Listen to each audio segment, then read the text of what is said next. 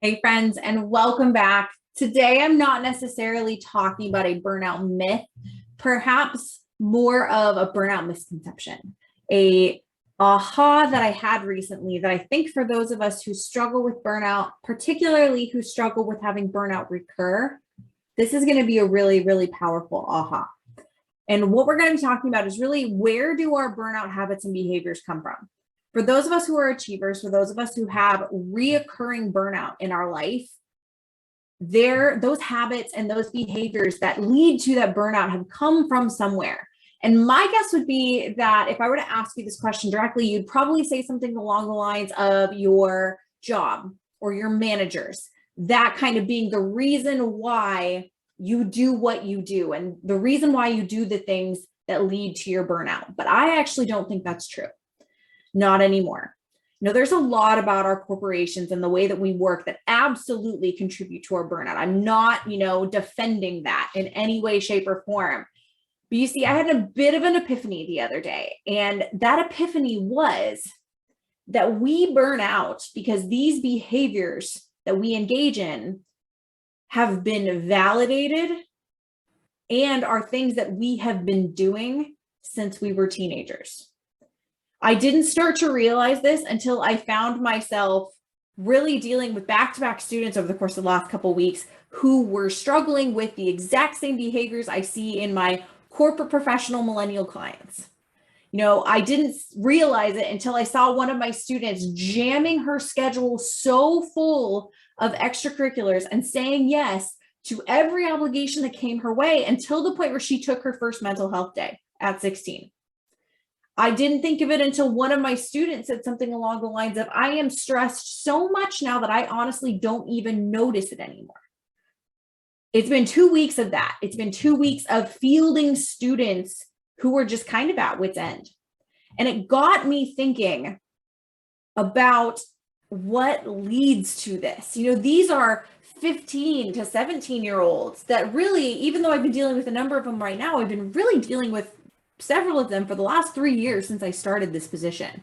And these teenagers that we're talking about here, they might as well be you. They might as well be corporate millennials, corporate entrepreneurs, because they have jam-packed schedules. They're struggling with boundary setting. They're stacking accomplishments. They're trying to prove their worth through their achievements. They're fighting to be the best, and they're deprioritizing themselves and ignoring the necessity of rest in the process, right? I joke now about the fact that I have been burned out in just about every major chapter of my life. But it's true.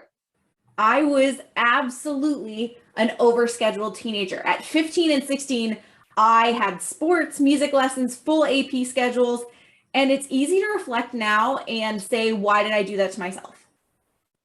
But that's a simple answer too. That effort and all of those things that I was stacking my schedule with, those things were things that I was praised for, things that were validated, and also things that had the promise of success. Literally, I can't tell you how many times I was told how impressive it was. Even now, a full schedule is rewarded with praise, and that praise about, oh, you're so productive. And it's so damn validating for an achiever personality like mine and like yours. Our entire childhoods, we are told that our extracurriculars, our ability to juggle a busy schedule, our effort to get into the best schools were going to help us be successful. And let's be honest, successful is all any millennial was ever told to be, right?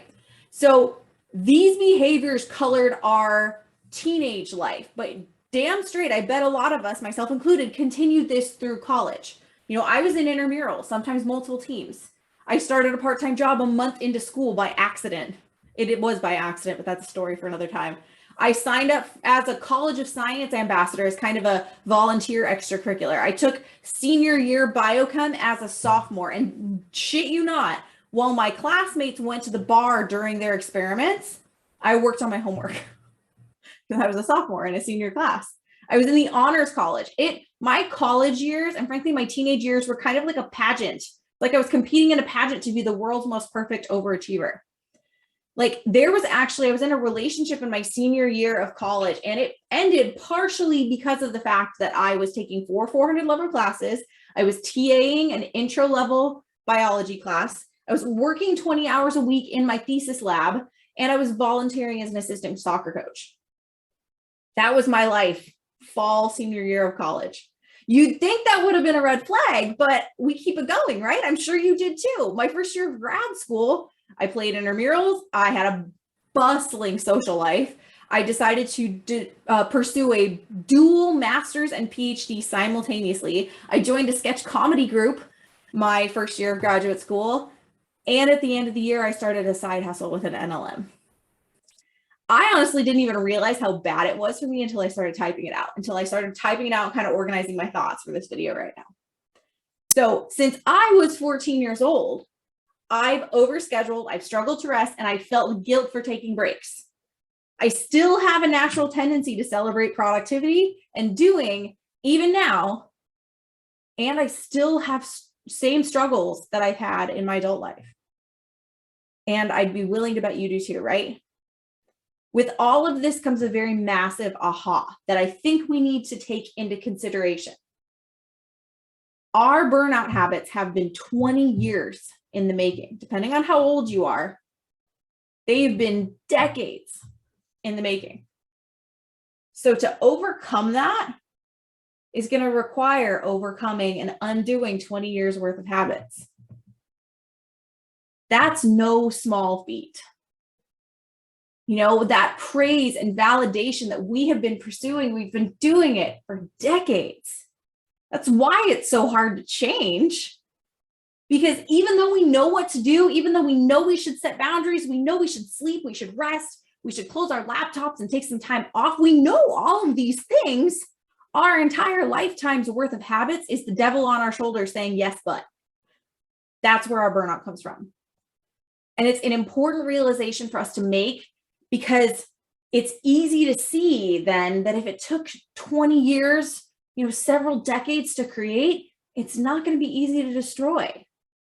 We're not going to be able to fix this in a week or a month. It's not going to be one habit that's going to be the silver bullet that just finally, knocks it down. We're not going to be able to potentially succeed the first time. We might fail a few times even. This process, if we're really dedicated to it and we really want to achieve it, if we really want to take back our lives from burnout, is going to require patience and compassion. It's going to require us to be at our best selves.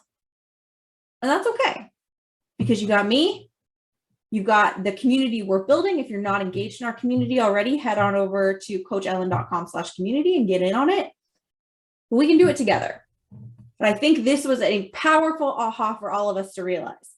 This is not corporate culture that's done this to us. This has been something we've been creating all our lives. I think that's a massive aha for us to realize.